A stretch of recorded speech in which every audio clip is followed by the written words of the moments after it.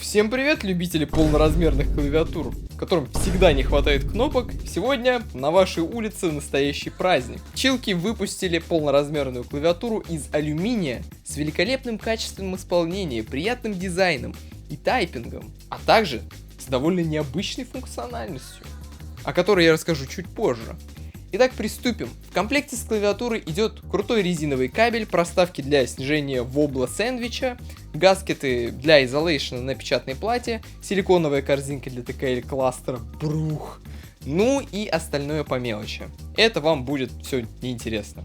Поговорим об общей специфике клавиатуры. Это полноразмерная клавиатура с высотой передней грани в 20 мм и углом наклона в 7 градусов. Вполне себе адекватные значения, и я не могу ничего сказать плохого об этом. Кейкапы на черной версии, к сожалению, выполнены не по технологии Double Shot. Это глянцевые кейкапы, судя по всему, с напылением на ABS болванку.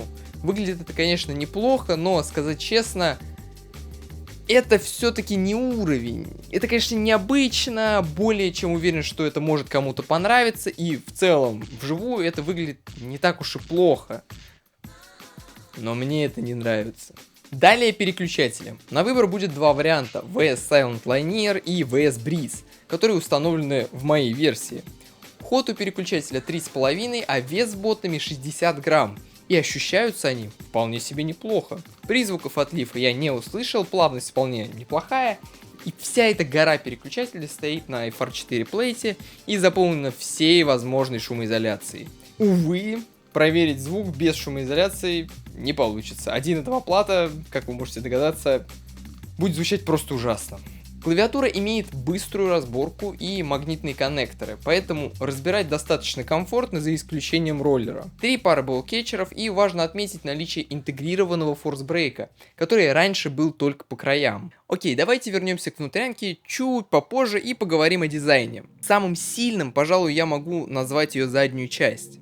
Можно сказать, что она сделана по парящему формату, где доподлинно не видно ботом клавиатуры, и сделано это ради подсветки, которая дополняет этот эффект левитации на столе. Ботом приятно скруглен, есть силиконовые ножки, которые, кстати, не приклеены, а проходят сквозь алюминий, и это отличное решение. CNC супер, анодирование просто великолепное, мелкая зернистость, ну и сам металл очень гладкий и приятный на ощупь. Я остался полностью доволен ее качеством. Вокруг TKL кластера есть небольшая декоративная панель, где должна находиться подсветка, но почему-то она не работает. Да, а что вы хотели? Клавиатура еще не вышла вообще-то. Ну, по крайней мере, когда я это видео записываю. Вот эта подсветка не работает. Экранчик, кстати, тумблера физического нет для переключения. Нужно нажимать на клавиши. Ну, что вы хотели? Все по чесноку.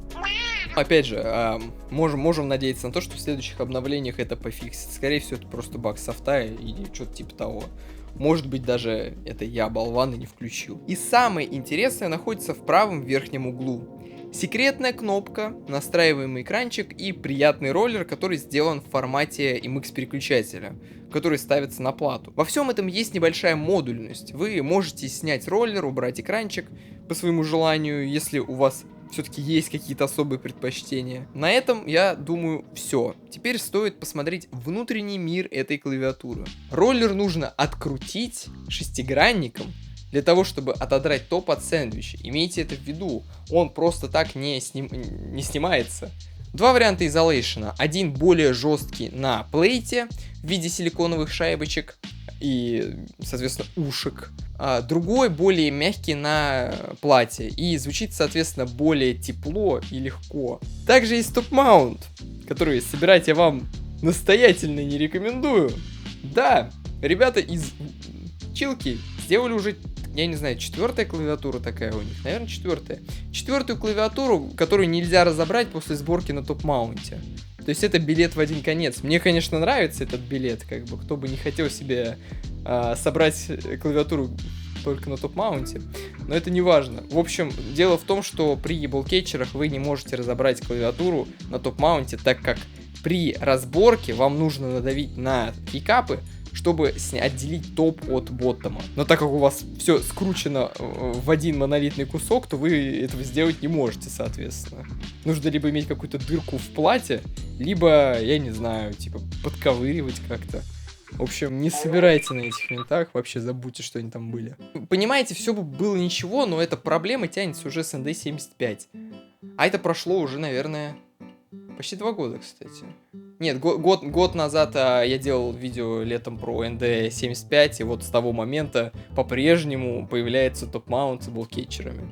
Под алюминиевой панелькой в боттами находятся 2 аккумулятора. Также мы можем увидеть забавное строение у экранчика. Экран имеет пого-пины, которые подключаются к шлейфику с контактами, которые ложатся в корпус и подключается к плате. Вопрос лишь один: зачем это было нужно, если можно было сразу же подключить шлейф напрямую к плате? Но it is what it is. Это просто забавно. Кстати говоря, про экранчик. При печати вылезает нажатая клавиша, и это довольно странно, так как это перебивает гифку, и даже не знаю, как это отключить.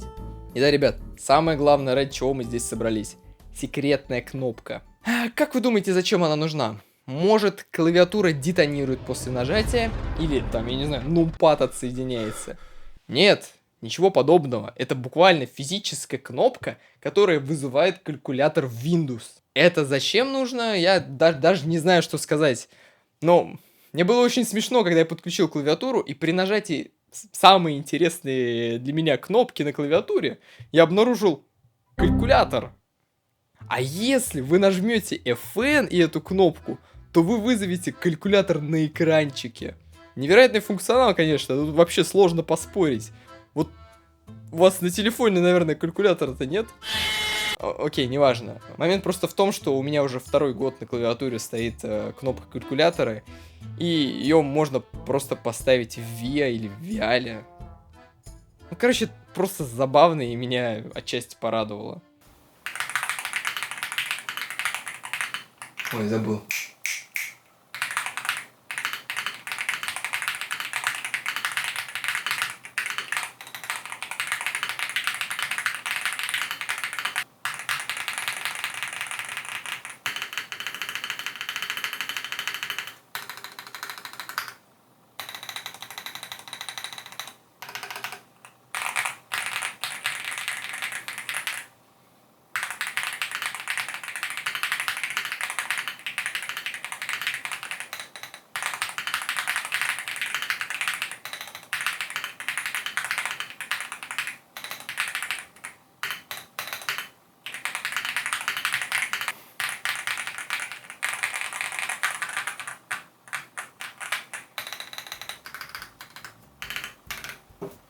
Подведем итоги. Клавиатура исполнена отлично, и как вариант стопроцентной клавиатуры в таком исполнении это буквально лучшее, что можно купить в прибилд сегменте. И это вообще не преувеличение. Приятный выбор цветов есть, правильный выбор переключателей для ребят, которым нужна просто огромная клавиатура и тихий тайпинг. Важно отметить, что Silent Linear это очень хороший Silent переключатель, и они прям действительно хороши за счет строения с пластиковыми демпферами. Не будет вот этого ощущения дохлого кальмара в ботами, если вы понимаете, о чем я. Ну, а на этом я с вами прощаюсь. Подписывайтесь на ТГ. Я его веду не особо активно, но если попадается что-то интересное, то всегда публикую. До связи!